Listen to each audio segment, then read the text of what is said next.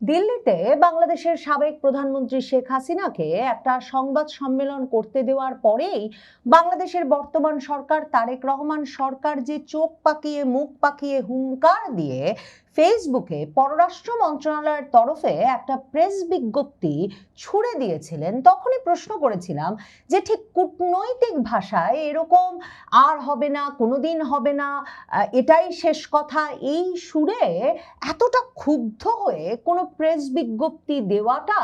ঠিক কূটনৈতিক, রাজনৈতিক কিংবা এক ধরনের প্রাপ্তবয়স্ক আচরণ হলো কিনা। অন্যদিকে প্রশ্ন তুলেছিলাম যে ঠিক কেন তারেক রহমান সরকার এমন একটা হুঙ্কার ঢাকায় নিযুক্ত ভারতের রাষ্ট্রদূত দীনেশ ত্রিবেদীকে ডেকে না দিয়ে কিংবা বাংলাদেশের পররাষ্ট্রমন্ত্রী ভারতের পররাষ্ট্রমন্ত্রীকে সরাসরি চিঠি লিখে কিংবা বাংলাদেশের পররাষ্ট্র মন্ত্রণালয় ভারতের পররাষ্ট্র মন্ত্রণালয়কে সরাসরি চিঠি লিখে কিংবা বাংলাদেশের প্রধানমন্ত্রী ভারতের প্রধানমন্ত্রী নরেন্দ্র মোদীকে ফোন তুলে ফোন করে না জানিয়ে কেন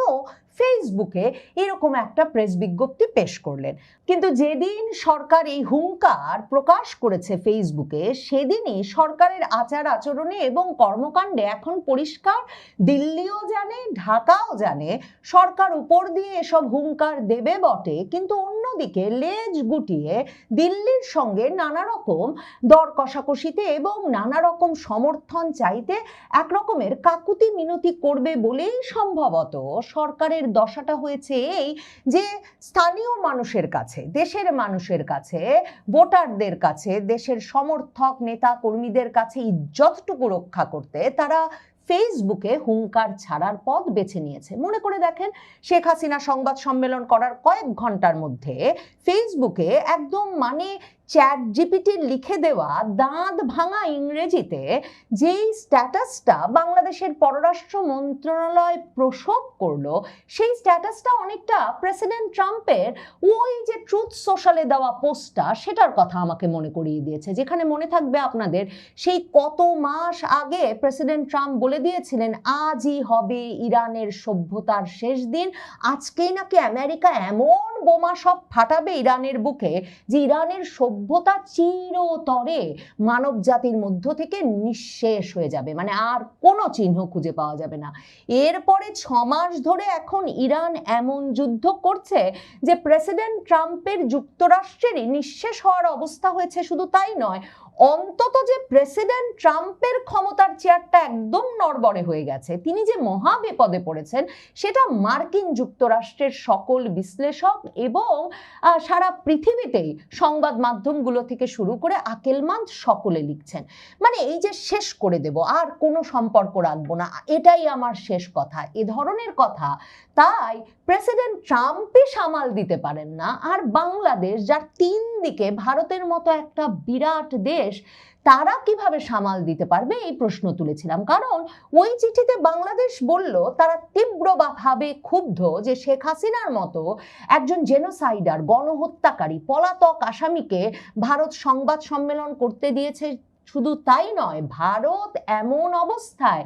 এই সংবাদ সম্মেলন করতে দিয়েছে যখন কিনা ভারতকে আগেই বলে দেওয়া হয়েছিল এই সংবাদ সম্মেলন করলে ভারত বাংলাদেশ সম্পর্কের পরিণতি কোথায় গিয়ে ঠেকতে পারে। প্রশ্ন তুলেছিলাম, বাংলাদেশ সরকার কি জানিয়ে দিয়েছে ভারতকে, ঠিক কোথায় গিয়ে বাংলাদেশ ভারত সম্পর্কটা তাহলে ঠেকতে পারে। এরপর ওই চিঠিতেই বাংলাদেশ সরকার সাফ জানিয়ে দিয়েছিল যে যেরকম শেখ হাসিনা, আওয়ামী লীগ, তারা আর কোনোদিন বাংলাদেশের রাজনীতিতে আবারও ঢুকতে পারবে না, ওই যে আবারও কোনোদিন হবে না, একেবারে শেষ কথা বলে দিলাম, এবারেই এটাই আমার চূড়ান্ত সিদ্ধান্ত, এ ধরনের ছেলে মানুষই অবস্থানের কোনো সুযোগ কূটনীতি, রাজনীতি, বিশ্ব, আন্তর্জাতিক যে দর কষাকষি, এসবের ভেতরে নাই। কিন্তু বাংলাদেশের পররাষ্ট্র মন্ত্রণালয় ওই যে ফেসবুকে হাততালি পেতে যে বিবৃতি দিল, সেখানে কিন্তু এই কথাটা লিখলো যে শেখ হাসিনা, আওয়ামী লীগ আর জীবনেও বাংলাদেশে ঢুকতে পারবে না, এবং তারা বলে দিল সবাইকে মনে রাখতে হবে বাংলাদেশ আর কোনোদিন কারো ক্লায়েন্ট স্টেট অনুগত রাষ্ট্র হবে না। আরে ভারত কি আপনাদেরকে চিঠি দিয়ে লিখে বলেছে যে ভারতের অনুগত রাষ্ট্র হতে হবে? অথচ দেখেন তারেক রহমান সরকারের আনুগত্য আর নির্ভরশীলতা কোন পর্যায়ে গিয়ে ঠেকেছে। মানে কেন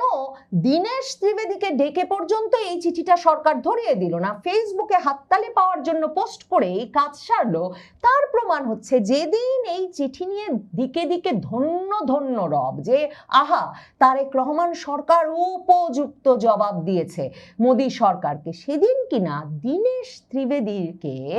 ডেকে এনে বাংলাদেশের জ্বালানি মন্ত্রী ইকবাল হাসান মাহমুদ টুকু এবং জ্বালানি প্রতিমন্ত্রী তারা দুজনে মিলে বাংলাদেশে যাতে ভারত আরো জ্বালানি সরবরাহ বৃদ্ধি করে সেই অনুরোধ করেছে এবং বলেছে ওই যে শেখ হাসিনা বানিয়ে দিয়ে গিয়েছিলেন ভারতের নিজস্ব বিনিয়োগে ভারত থেকে বাংলাদেশের দিনাজপুরের পার্বতীপুরে পর্যন্ত যে ডিজেল সরবরাহের পাইপলাইন, সেই পাইপলাইনে যাতে ভারত আরো বেশি করে করে ডিজেল দেয়। সেই ইরান যুদ্ধ লেগেছে পর থেকে ফেব্রুয়ারি থেকে বাংলাদেশকে জ্বালানি সরবরাহ করে একরকম টিকিয়ে রেখেছে যে দেশ, সে দেশকেই আবার হুমকি দিচ্ছে বাংলাদেশ সরকার যে শেখ হাসিনাকে সংবাদ সম্মেলন করতে দিলে ভারত বাংলাদেশ সম্পর্কটা কোথায় যাবে সেটা তারা জানে। বাংলাদেশের পররাষ্ট্র প্রতিমন্ত্রী বলছেন যে ভারতকেই ঠিক করতে হবে বাংলাদেশ ভারত সম্পর্কটা কোন দিকে যাবে, আর ওদিকে জ্বালানি মন্ত্রী ডেকে রীতিমতো অনুনয় বিনয় করছেন ভারতের রাষ্ট্রদূতকে দীনেশ ত্রিবেদীকে যাতে তারা আরো বেশি বেশি করে ডিজেল সরবরাহ করেন, কারণ সেই ফেব্রুয়ারি থেকে ভারত আসলে বাংলাদেশের ডিজেল সরবরাহটা টিকিয়ে রেখেছে। ডিজেল হচ্ছে বাংলাদেশের সবচেয়ে বেশি কাজে লাগে যে জ্বালানিটি, যেই জ্বালানির সবচেয়ে বেশি চাহিদা সেটি হচ্ছে ডিজেল, এবং প্রায় 45 লাখ টনের মতো ডিজেল লাগে বাংলাদেশে, আর 7-7.5 লাখ টন ডিজেল আমরা পরিশোধনের মাধ্যমে অপরিশোধিত তেল পরিশোধন করে আমরা তৈরি করতে পারি। তাহলে দেখেন পুরোটাই বাকিটা নির্ভরশীলতা। এবং সেই ইরান যুদ্ধের সময় যখন সমুদ্রপথে জ্বালানি আনা প্রায় অসম্ভব হয়ে গেল এবং তারেক রহমান সরকার ইরান সরকারকে পর্যন্ত খেপিয়ে তুললেন যে খামেনির মৃত্যুর পর শোক না জানিয়ে যাতে কিনা তারা হরমুজ প্রণালী বাংলাদেশের জন্যও বন্ধ করে দিল, এ পরিস্থিতিতে ভারত ডিজেল সরবরাহ না করলে তখন রীতিমতো সেচ বন্ধ হয় বাংলাদেশে, এবং কৃষকের সেচ বন্ধ হলে তখন বাংলাদেশে একটা খাদ্য সংকট তৈরি হয়। ওই সময় থেকে এখন পর্যন্ত ভারত 45,000 টনের বেশি ডিজেল বাংলাদেশকে সরবরাহ করে গেছে, অথচ সেই ভারতকে বাংলাদেশ চোখ পাকিয়ে বলছে যে বাংলাদেশ আর কোনোদিন কারো ক্লায়েন্ট স্টেট হবে না, অনুগত রাষ্ট্র হবে না। কই, বাংলাদেশকে তো অনুগত রাষ্ট্র হওয়ার আহ্বান জানায় নাই ভারত। 45,000 টন ডিজেল পাঠিয়ে গত কয়েক মাসে ব্যাপক বৈশ্বিক সংকটকালে শুধু কি ডিজেল, দেখেন কাঁচা মরিচের দাম উঠেছিল 350 টাকা কেজি, সেই কাঁচা মরিচের দাম যে 130-150 টাকা কমে এসেছে তার কারণ যেদিন বাংলাদেশের পররাষ্ট্র মন্ত্রণালয় ব্যাপক হুমকি ধামকি দিচ্ছে ভারত সরকারকে, সেদিন কিনা ভোমরা, বেনাপোল সহ বাংলাদেশের সকল স্থলবন্দর দিয়ে কাঁচামরিচ ঢুকছে 100 টন ভারত থেকে। যেই ভারতের ওপর চাল, ডাল, তেল, কাঁচামরিচ এই সব বিষয়ে একটা নির্ভরশীলতা, এবং নির্ভরশীলতাটা স্বাভাবিক যেহেতু 3 দিক ঘিরে ভারত, এবং ভারত একটা বিরাট দেশ, তাদের উৎপাদনও অনেক অনেক বেশি, এবং যেখানে বাংলাদেশে চাল, ডাল, তেল এ ধরনের নিত্য প্রয়োজনীয় দ্রব্য, কাঁচামরিচ পর্যন্ত বা পেঁয়াজ, এসব নিত্য প্রয়োজনীয় দ্রব্যের দাম এক রকমের আকাশ ছোঁয়া হলে সরকারের ভিত নড়ে যায়, সে সময়ে সরকার এ ধরনের হুমকি কেন প্রতিবেশী রাষ্ট্রকে দেবে, কেন তার সঙ্গে আলোচনার দুয়ার খুলে রাখবে না, সেটা যেমন প্রশ্ন তেমনি প্রশ্ন তার মানে কি সরকার একদিকে হুমকি ধামকি দিচ্ছে আর দিল্লির সাথে আসলে সম্পর্কটা এমন ভাবে ঠিক রেখেছে বলেই তারেক রহমান সরকারকে মোদী সরকার পাইপলাইন দিয়ে ডিজেল দিয়েই যাচ্ছে। এমনকি সংকটকালে কাঁচা মরিচ থেকে এই যে সেনাবাহিনীর ব্যবহারযোগ্য টিয়ার শেল পর্যন্ত গতকালকেও আমদানি হয়ে এসেছে ভারত থেকে। এই যে ভারত থেকে ক্রমাগত আমদানি বাড়ছে আর বাংলাদেশ সরকার খেলছে